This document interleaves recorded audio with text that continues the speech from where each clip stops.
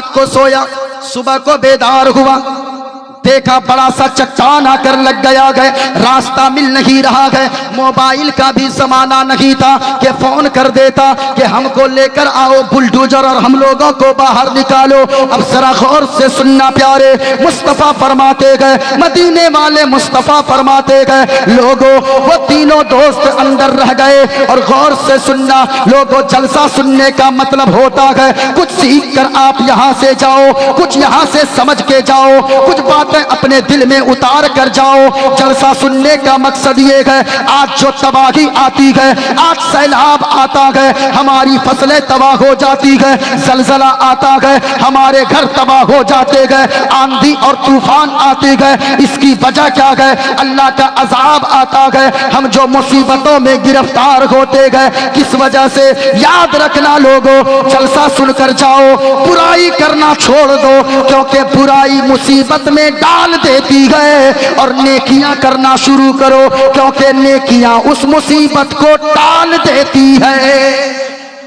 बुराई मुसीबत में डाल देती है और नेकी मुसीबत को, ऊंचा बोले, नेकी मुसीबत को, और प्यार से बोले, नेकी मुसीबत को टाल देती है। कल अगर कोई पूछे ना तुमने जलसे में क्या सीखा, आप कह दीजिएगा मैंने ये सीखा है कि बुराई करना छोड़ो, क्योंकि बुराई मुसीबत में डाल देती है, और नेकी करना शुरू करो, क्योंकि नेकियां मुसीबत को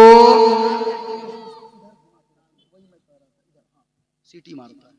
हाँ, नेकी मुसीबत को टाल देती है। वो कैसे, जरा सुनना। कितने दोस्त थे, कहां फंस गए थे, और ऊंचा बोलिए कहां फंस गए थे? गार में। आपकी आवाज डाउन, मेरी तकरीर खत्म। हाँ सुनिएगा।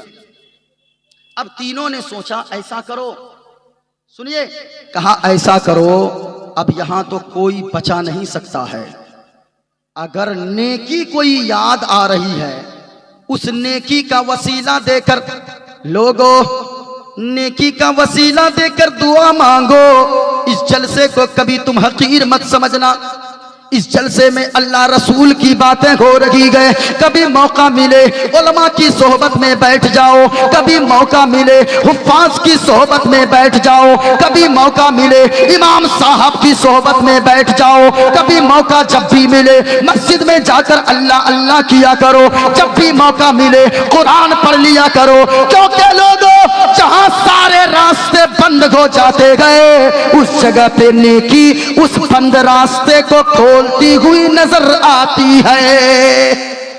जरा देखे, यही जलसे में बैठना, अगर एक नेकी रहेगी ना तो कितना काम आने वाली ये नेकी है। सुनना, तीनों ने एक मशवरा किया, कहा ऐसा करो, नेकी का वसीला देकर अल्लाह की बारगाह में दुआ मांगो, हो सकता है अल्लाह इस पत्थर को हटा दे और बाहर निकलने का रास्ता अता फरमा दे। अल्लाह अल्लाह। जब इतना कहा ना तो तीन दोस्त ने जब मशवरा किया, पहला दोस्त कहा सोचता हूं एक नेकी याद आई है। आहा, कहा कि एक नेकी याद का, जल्दी दुआ मांग, जल्दी। अल्लाह अल्लाह। गौर से सुनना प्यारे, अब मेरी तरफ देखो, माँ बहनों आप भी सुनना, नौजवानों बूढ़े बच्चों आप भी तवज्जो के साथ सुनिएगा। मदीने वाले मुस्तफा फरमाते हैं, तीन दोस्त में से पहला दोस्त कहता है मुझे एक नेकी याद आई है। अब वो पहला दोस्त दुआ के लिए हाथों को उठाता है और दुआ करने लगता है, ए परवरदिगारे आलम, तू तो दिलों के हाल को जानता है, ए रब्बे कायनात, मैं तो बकरियां चराता हूँ, रोजाना जंगल चराने जाता हूँ बकरियां, शाम को जब बकरियां चरा कर घर आता हूँ, मैं बकरियों के दूध दोहता हूँ, प्याले में दूध लेता हूँ, मैं अपने बच्चों को पहले दूध पीने नहीं देता हूँ, मैं अपनी बीवी को दूध नहीं देता हूँ। ए मौला, मेरी एक बूढ़ी माँ घर में रहती है जो बिस्तरे अलालत पे पड़ी हुई है, बीमार बिस्तर पे पड़ी हुई है। सबसे पहले मैं अपनी माँ के सिरागने में जाती हूँ, पहले मैं अपनी माँ को दूध देता हूँ। मेरी माँ पहले दूध पीती गए, तब मेरी बीवी और बच्चे दूध पीकर सोते गए। कहा मेरे मौला, तू तो दिलों के हाल को जानता है। मालिक, एक रात ऐसा हुआ, मैं बकरियां चराते चराते जंगल में दूर निकल गया। मालिक, वापसी में ताखीर हो गई, रात के 10 बज गए। मैंने बकरियों के दूध को दोहा, लिया मैंने प्याले में दूध रोजाना की तरह। जब मैं माँ के बिस्तर के करीब पहुंचा तो या अल्लाह तू तो दिलों के हाल को जानता है। उस रात के 10-11 बज चुके थे। मेरी माँ नींद के आगोश में जा चुकी थी। मैंने अपनी माँ को बेदार करना मुनासिब न समझा। मेरी माँ सोती रही। मेरी बीवी आ गई, आकर मेरे कदमों से लिपट गई और कहने लगी, मेरे सरताज, बच्चे भूख की वजह से बिलक रहे हैं, कम से कम उसे तो दूध पीने को दे दे। मरीब मुझे भी बड़ी शिद्दत की भूख लगी है। माँ तो सो चुकी है। जब माँ बेदार होगी तब इसे आप दूध पीने को दे दीजिएगा। अल्लाह अल्लाह इतना कहना था। कहा, मेरे मौला, मैंने बीवी की एक न सुनी। मेरी गैरत को गवारा न हुआ कि मेरी माँ भूखी सोती रहे और मेरे बच्चे और मेरी बीवी शिकमशेर होकर सो जाए। आखिरकार मैं खड़ा रहा। ए मौला, मैं रात भर खड़ा रहा। मेरी माँ उस वक्त बेदार हुई जब सुबह की सफेदी नमूदार हुई। अल्लाह अल्लाह कहा, मालिक, मेरी माँ सोती रही। जब सुबह उठी ना मेरी माँ, आंख खुली मेरी माँ की, मेरी माँ मेरी चेहरे को मेरे देखती है और कहने लगती है, मेरा लाल, तू सोया नहीं है? मेरा बेटा सोया नहीं है? माँ, कैसे सोता, तू तो भूखी सो रही थी। कहीं नींद खुल जाती, तुझे भूख का एहसास होता, तेरे दिल को तकलीफ न पहुंच जाती। अल्लाह समद। लोगों, माँ माँ होती है। इतना कहा ना, कहा बेटा रात भर खड़ा है, बीवी बच्चे। कहा, मेरी गैरत को गवारा ना हुआ कि मेरी माँ भूखी सोती रहे और मेरी बीवी और बच्चे खाना खाकर सो जाए। वो भूखे सो गए। अल्लाह समद। जरा मेरी तरफ देखो नौजवान, सुनना।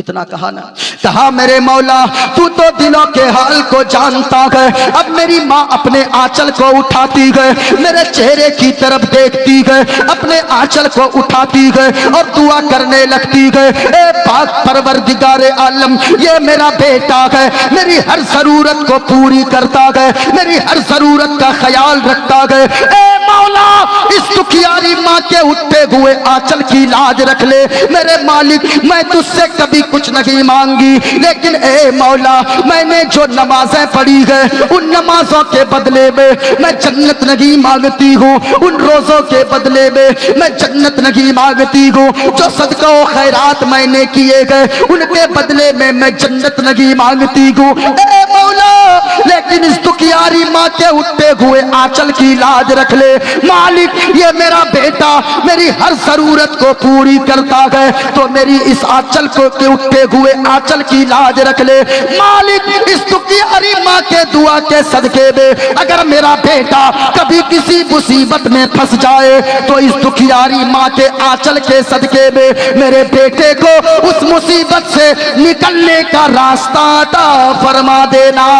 नारे तकबीर, नारे तकबीर, नारे रिसालत, मसलक आला हजरत, मसलक आला हजरत। लोगों, माँ से दुआ करवाया करो।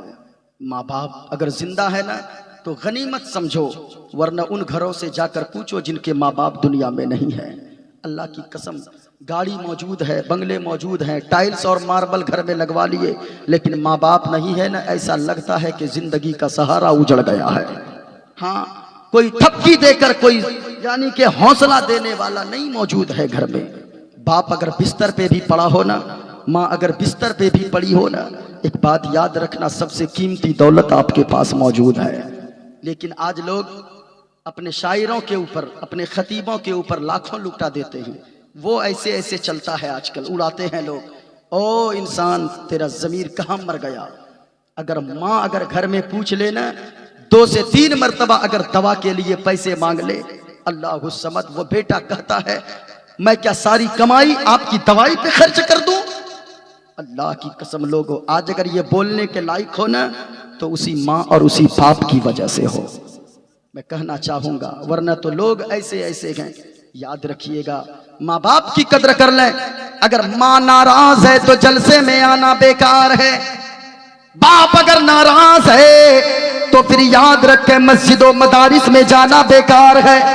हाँ, लाखों लुटाना बेकार है। अगर माँ नाराज हो ना तो याद रखना, आप जाना सुबह सवेरे माँ के कदमों से लिपट जाना और कहना, मेरी माँ हमें जमीन आपकी नहीं चाहिए, हमें आपकी जायदाद नहीं चाहिए, हमें आपकी दौलत नहीं चाहिए। ओ माँ हमें कुछ नहीं चाहिए, बस अगर चाहिए तो प्यारी माँ मुझको तेरी दुआ चाहिए। माँ के बेटो जरा झूम कर मेरे साथ मिलकर पढ़ना, दुआ चाहिए। क्या पढ़ना है? प्यारी माँ मुझको तेरी दुआ। सीटी क्यों मारने लगती है भाई? प्यारी माँ मुझको तेरी दुआ चाहिए, और तेरे आंचल की ठंडी हवा।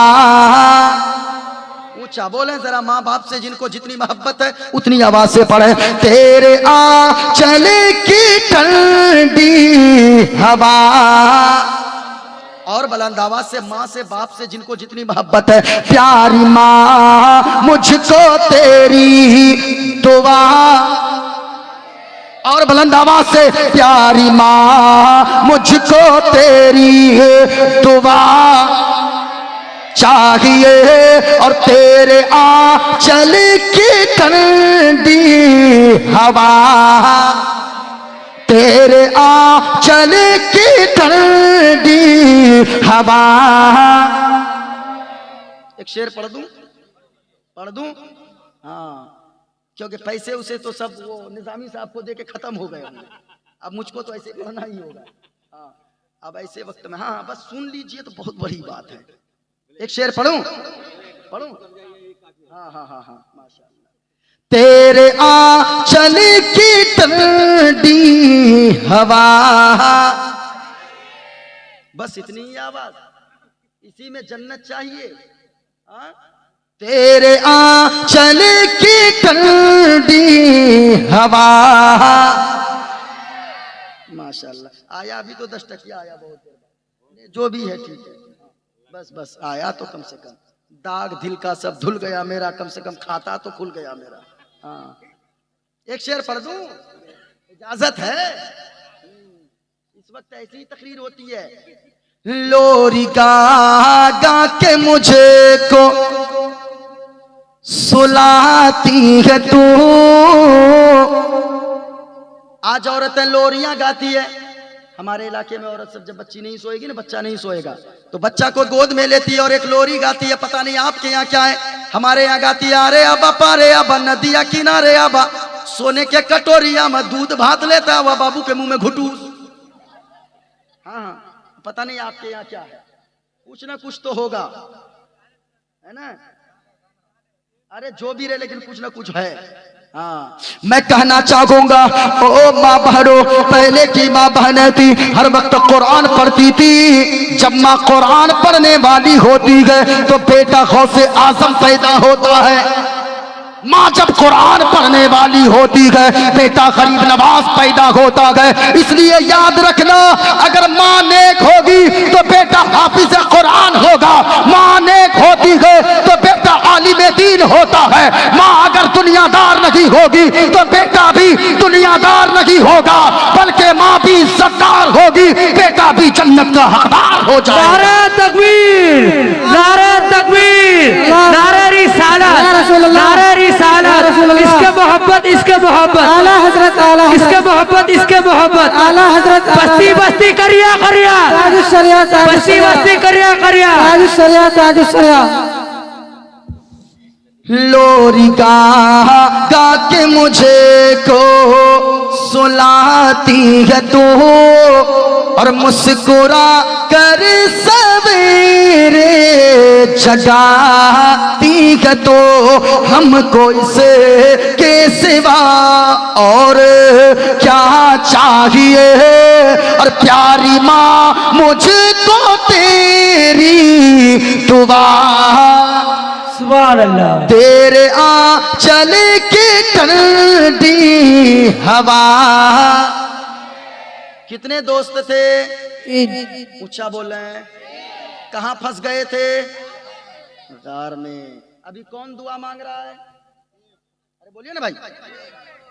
अरे वहां जो पहाड़ के अंदर फंस गए थे, कौन दुआ मांग रहा है? पहला अभी जब दुआ कर रहा गए, माँ बेदार होती है, अपने आंचल को उठाती है, मेरे मौला जब भी कोई मुसीबत मेरे बेटे पे आन पड़े, मेरे बेटे को मुसीबत से निकलने का रास्ता अता फरमा देना। इस दुखियारी माँ के उठते हुए आंचल के सदके में अल्लाह अल्लाह गौर से सुनना लोगों, अभी वो पहला दोस्त दुआ मांग रहा है, पहाड़ के अंदर कहता है, ए मौला तू तो दिलों के हाल को जानता है, अगर ये काम मैंने तेरी रजा के लिए किया है तो मौला इस पत्थर को हटा दे और बाहर निकलने का रास्ता अता फरमा दे। अल्लाह अल्लाह, मदीने वाले मुस्तफा फरमाते गए, इतना कहना था ना। अभी वो पहला दोस्त अभी चेहरे पे हाथ भी नहीं फेरा था कि पत्थर थोड़ा सा हट गया, सूरज की रोशनी अंदर आने लगी। जब सूरज की रोशनी अंदर आने लगी ना, तो जानते हैं दूसरे से कहा, अब तेरे पास कोई नेकी है, तेरे पास कोई नेकी? कहा कि याद करता हूं। कहा जल्दी दुआ मांग। अब नेकी याद आई, का एक नेकी याद आई है, कहा जल्दी जल्दी दुआ मांगो।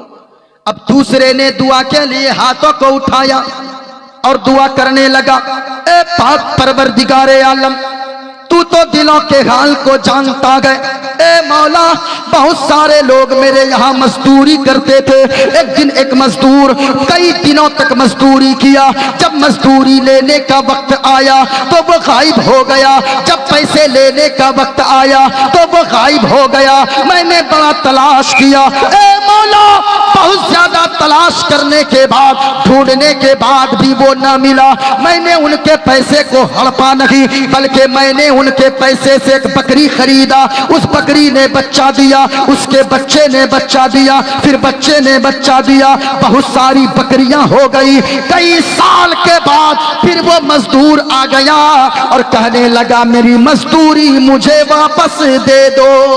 सुभान अल्लाह। अल्लाह सच्ची बताइएगा, अगर हम लोगों की तरह आजकल की तरह कोई होता, वो नीचे से ऊपर पहले देखता कि कौन है आप, आपको तो हम पहचानते भी नहीं है। अगर पंचायत करने के बाद मान भी जाता, सालिस विचार वगैरह करने के बाद अगर मान भी जाता, तो कहता कि 2 दिन काम किए तो आप 1 महीना बोल रहे हैं। ये हालत हो गई है। लोगों याद रखना, सब कुछ करना, नमाज भी पढ़ते हो, हराम भी खाते हो, अगर हराम का एक दाना अभी अंदर कभी चला जाए, जब तक आपने उस दाना से तौबा नहीं कर लिया है, तब तक आपकी दुआ को अल्लाह कबूल नहीं फरमाएगा। हाँ याद रखें, सिर्फ जुआ खेलने के पैसा कमाने वाला यही हराम का पैसा नहीं है, बल्कि झूठ बोलकर दुकानदारी करना यह भी हराम का पैसा है। हाँ, झूठ बोलकर दुकानदारी करना, झूठ बोलकर पैसे कमाना, दूसरे का माल हड़प के पैसे कमाना, ये भी हराम का है, हराम का। याद रखिएगा, एक एक पाई का हिसाब अल्लाह लेगा मैदान महशर में। हाँ, ये मत समझे छोड़ दिया जाएगा, मैदान महशर में हिसाब वो लिया जाएगा। हुजूर ने फरमाया, अगर किसी ने नाखून से किसी के दीवार को खुरचा है, उस दीवार की मिट्टी जो नाखून में लगी है, उस मिट्टी का भी अल्लाह हिसाब लेगा कयामत के दिन। हाँ, ऐसे नहीं छोड़ा जाएगा। रास्ता चलते चलते धान के आल पे चल रहे हैं, मकई के आल पे चल रहे हैं, धान के शीशा को पकड़ा खींचा, अब बस फांकते हुए मुंह में जा रहे हैं। याद रखिएगा, अल्लाह इसका भी हिसाब लेगा। हाँ, दूसरे के खेत से घास के अंदर में भुट्टा, वो मकई का छुपा के लाने वालों, हाँ, जो दादा को सिखाया, दादा पोता को सिखाया है, वो पोता तो यहाँ भुट्टा खाएगा, दादा वहां कब्र में कोड़ा खाएगा। हाँ, ऐसे नहीं छोड़ा जाएगा। इसलिए याद रखिएगा, अल्लाह ने कुरान में फरमाया, फमन यअमल मिस्काल ज़र्रतिन खैरन यरह व मन यअमल मिस्काल ज़र्रतिन शर्रन यरह। अगर किसी ने जर्रा बराबर भी नेकी किया है, अल्लाह उसका भी बदला देगा। जर्रा बराबर अगर किसी ने बुराई किया है, अल्लाह उसका भी बदला देगा। आपने क्या समझा है, जरा सुने। कहा मेरे मालिक, कितने दोस्त थे? अरे बोले ना भाई, अभी कौन दुआ मांग रहा है? दूसरा। सुनिएगा, अभी जब दूसरा दुआ मांगता, कहा मेरे मौला मालिक तू तो दिलों के हाल को जानता है। वो जब आ गया मजदूरी मांगने लगा। मैंने कहा ओ अल्लाह के बंदे, वो तेरी सारी मजदूरी है, लेकर चला जा। लेकिन मैं एक बात कहना चाहूंगा इस जगह, मेरे भाइयों, कभी आपने सोचा है, यहाँ पूरी मजदूरी तो दूर की बात, अगर 310 रुपए किसी की मजदूरी है ना, तो 3 दिन अगर कोई मजदूर किसी के घर में काम करता है, 310 रुपए के हिसाब से 930 रुपए होते गए। हम 900 रुपए तो दे देते गए, 30 रुपए कहते ये कोई पैसे हैं क्या? याद रखना, आपके लिए वो 30 रुपए कुछ नहीं है।